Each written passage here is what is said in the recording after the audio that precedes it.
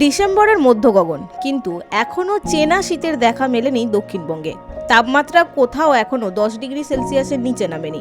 এই মুহূর্তে ঝপ করে পারদ নেমে যাওয়ার সম্ভাবনাও ক্ষীণ। তবে কয়েকদিনের যে পরিসংখ্যান উঠেছে তাতে দক্ষিণবঙ্গের শীতে পুরুলিয়া বা ঝাড়গ্রামের একচ্ছত্র আধিপত্য আর নেই, বরং শীতলতম এর তালিকায় প্রথম স্থান দখল করেছে বীরভূমের শ্রীনিকেতন। রবিবার শ্রীনিকেতনের সর্বনিম্ন তাপমাত্রা 11.3 ডিগ্রি সেলসিয়াস, দক্ষিণবঙ্গের মধ্যে যা সবচেয়ে কম।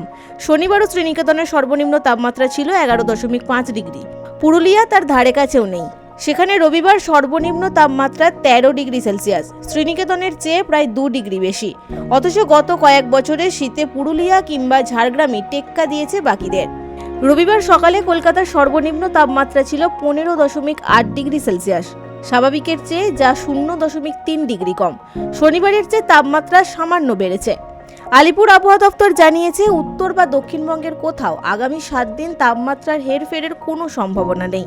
কলকাতার আকাশ পরিষ্কার এবং মেঘমুক্ত থাকবে, তবে একাধিক জেলায় কুয়াশার সতর্কতা জারি করা হয়েছে।